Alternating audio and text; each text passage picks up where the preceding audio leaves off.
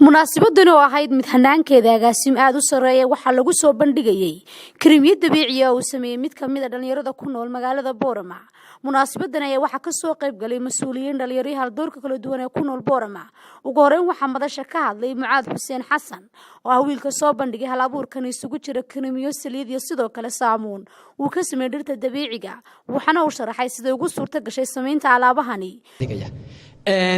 kahor ayaan qaybiyay oo faa'iidadiisa la arkay gobolkaas waxaan filayaa run ahaantii shakhsiyaad gaaraya 10 in ka badan inay caawa joogaan goboladaas oo run ahaantii hadii qof kamid ah la soo istaagayo oo media ama meel inuu sheegi doono waxyaalaha aan soo bandhigayo ama faa'iidooyinkiisa ila arkay inta ka gadaal hadaan kaga baxo gobolada aan gaarsiiyay caqabada hadii aan guda galo waxaan dhamaantiin iga wada codsanaya ama madaxda agteeda taagan ka codsanaya mid qof kasta teetalku doona ha lahaade ama meediyaha caaw run ahaantii waxaan inaga codsanayaa in run ahaantii halkan ka hor waxaan ka cadeeyay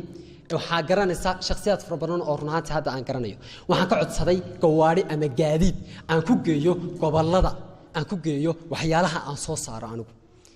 wali ma haysto baraanci ama meel liigu soo hagaago intaasi kadib waxaa dalka iska daba qaatay mas'uuliyiintii ka soo qayb gashay madashani oo dhamaantood bogaadiyay sidoo kalena sheegay in habulka dhalinyaradu ay tahay wax loo baahan yahay lana rabo in la garab istaago waxbuu xaqiijiyay wadarkiisin gariimada uu ka sameeyay dhirta dabiiciga laakiin waxaan aad u jeclaan lahaa gabadh intay soo kacdo tiraahda ama wiil soo kaco waan tijaabiyay والله جريم كوسمي وكفي عيه جريم يدينا لقاسين جري $5 كوي طبعا كدورنا لقاسين جري كان كفي عن حبلها وحن آد نعاوي آدينا يا ما أين تجامل لكن تجابيان بين عاون لك لا يبسدوا ووحيا لبلا كلا قاطع هاي كلها شركة سلسوم عبد القادر يوم حي ذي معاد ninka fikirka iyo hamigan iyo waxaan oo dhan iska leh oo ah ardaygiga arday qaaliyan ah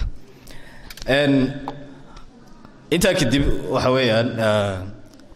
waxa jira horto bilaadanku sidiisba wuxuu iska leeyahay talenti ama hibo ilaahay siiyo qofka bilaadanka qofka sabab waxa ku jirta hibo uu iska leeyahay marka hibadiisa waxa la arkaa markuu soo saaro oo bulshada u soo dhax saaro am sure waxa rooba qof kaste oo nagu dhex jira waxaan leenahay qof wax soo saari kara qof maxay ahaydee wax abuuri kara oo sayniska iyo technology-ka la jaan qaadi karaya waxaan ku faraxsanahay caawa mid ka mid ah ardaydeeda inuu soo saaro production fiican oo qiimo badan runtii waxa leeyahay waad ku maasantahay iwaana kugu taageerinaa Mucaad oo runtii la yimid fikrad aad u fiican mudanna inaynu gowaabino waxa kale oo yadnaan doonayaan halkan maxaanay maadnaq ballaaran uga jeediyo si guud dadkii soo garab istaagay haday shirkada tahay iyo haday shakhsiyaad tahay waxaan leeyahay horta ilaahay ku garab galo ummadda wax faa'iidada wada niyo waxa jirta qofka bini'aadankii hadii maskaxdiisa uu ka shaqaysiyo uu fikir la yimaado wax soo saara oo ummadda u faa'iida hadaynu inteena joogta iyo inta maqnayno garab gali weyno qofkaasi dib uu joogsanaya معاد ما أنت فكر بقول يبيد فكر كاسو حبه هي شيء وقول دقاقه إن نحن كل يوم ما هي واد قولي ستة واد ما حسنت هاي لكن حبه هي وحي وصوص عري ما أنت هذين إنه تجابينه إنه استعماله بيروح على جيابه واحد كبدين وصوص عرو لكن أنت ماشي تعالى هدي لقادم وياه ده وإحنا نقول يا كوفس كدالون وحكم إذا شركة تلسوم أو قعوي كجيس تيرون عانتي برنامج كن أو يدا لانتي مثلا أنا مرنا أنا دعين أو ديري قلين نقصي سي إن أنا هلابور كذا ذير كوكري بيستغنو برنامج كانوا وضع